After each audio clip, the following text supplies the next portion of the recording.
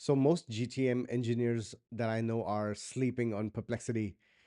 I think it's a vastly underutilized tool just in terms of like sheer cost and speed. And I think like people don't know that it exists or they feel reluctant to use it, which is a big mistake in my opinion. Hi, I'm Tanay, and today I'm going to be talking about how I use Perplexity with my own workflows and with our students to help enable them become better GTM engineers. So today, what I want to do is I want to show you the power of Perplexity and specifically its deep research tool. So one of the most common things that I see while we teach students here in Clay Bootcamp is like when we're simulating exercises about, hey, how do I outreach to this big company, and how do I write copy? What sort of email should I send them? And then it always comes down to, hey, try to identify, what are the challenges they're facing? What does the company look like? What's the projections for their growth? What's sort of like the common pains and challenges that they might be facing? So all of that is like a really tedious and manual process. And thankfully, in the age of AI, we can automate that. So what I found is that Perplexity is really, really good at a couple of things. So finding out, doing firmographic research about a company, about, you know, have there been any recent press mentions, what's the size, have they been featured in news recently, and like it's really good at surfacing up triggers and signals like, hey, did they get a negative review, has someone been talking about them on LinkedIn, did the founders publish like a post? All that stuff is so straightforward to surface out through Perplexity, and then you can use that in your GTM motion.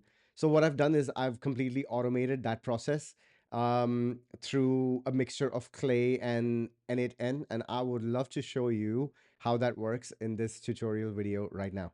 So I am going to go ahead and share my screen.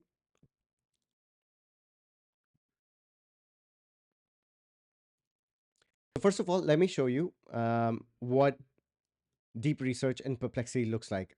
So from a very simple prompt such as this one, let me make myself slightly bigger. Yeah, from a very simple prompt, like I'm a GTM engineer, I would love to find out high impact signals for the following company.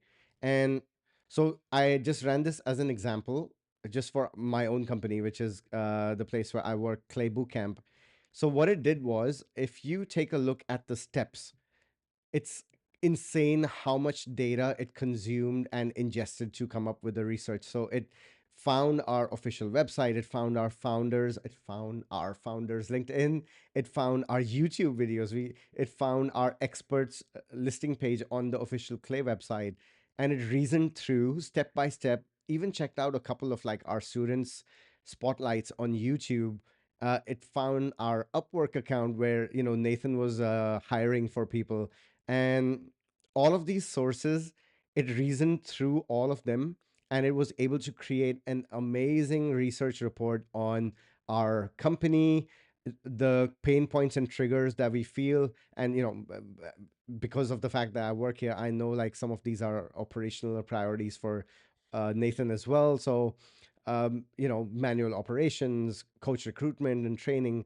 So based on all of this, it was able to generate a couple of hooks for emails that would be very, very effective. Like if someone was to reach out to Nathan with like, hey, I saw that you're manually onboarding 12 students, or curiosity driven hooks like, uh, this is how you transform a coaching system from 5K to 50K. Social proof, hey, we help similar boot camps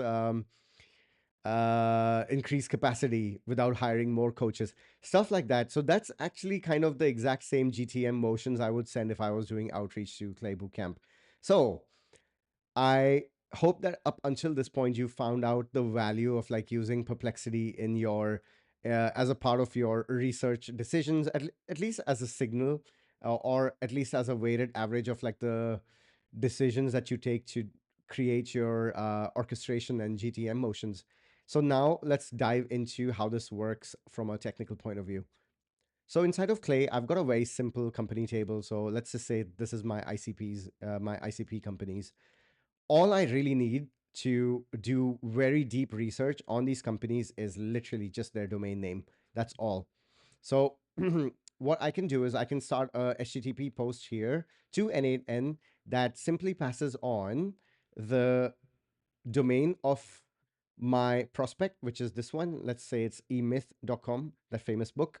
And of course, my own website. Let's just say like I'm a GTM engineer at claybootcamp.com. So I have a very specific value proposition that I can help that prospect company with. So just the vendor, that's me, and the prospect, the person or company that I'm reaching out to. All I do is I just send this to N8N. Now, inside of N8N, I've got a couple of steps. So I catch the webhook, I set the input URLs for the target and vendor URLs. Then I create, I'm using, first, I'm using ChatGPT to create a really thorough, detailed system prompt for Perplexity, because prompting is so important when this is based on trial and experimentation.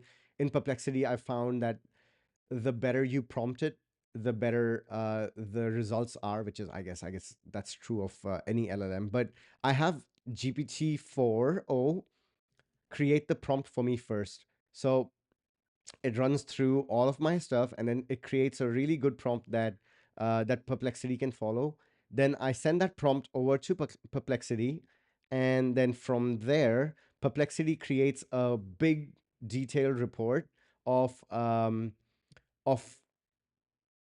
the deep dive on that company. Then what happens is that I use an AI agent re- to research and read that deep research report, and then based on that, I create some copy and some hooks that I can use to reach out to this company. So if you want any of these prompts, just let me know. I'm more than happy to share them. But yeah, they're pretty. Yeah, the prompts are pretty detailed, and I would love to share them if there's any interest whatsoever. And then from there, finally, that goes into a Notion document. So if I ran that through, all I would need to do is like fire that row over here, get back like a status code 200. And of course, like because these deep research reports take a bit of time, then in about 10 to 15 minutes, I basically have a document that gets output like this. So we've got the company intelligence, we've got the decision maker, recent developments, signals and triggers, and then finally we've got four email templates that are highly promising to kind of iterate on and yeah, just use as a foundational or like a starting point for your actual outreach emails. Like notice that I don't use Perplexity to write emails. I think it's pretty bad at that. But from here, it would be pretty simple to feed this into a hyper specialized copywriting agent and then generate really, really compelling copy from here. So as you can see, literally company domain in and 6 page detailed research report out for literally a couple of not even a dollar or probably like 50 cents, because this costs, I believe, like just $2 per input per a million input tokens. So it's very, very inexpensive, at least compared to ChatGPT deep research or something. But yeah, hopefully all of this helps. And if you see this, if you see the value of this, please go ahead and experiment with Perplexity. I can almost guarantee you like it's a hidden gem and it's getting underutilized. So feel free to use that in your GTM strategies and let me know how it ended up performing for you.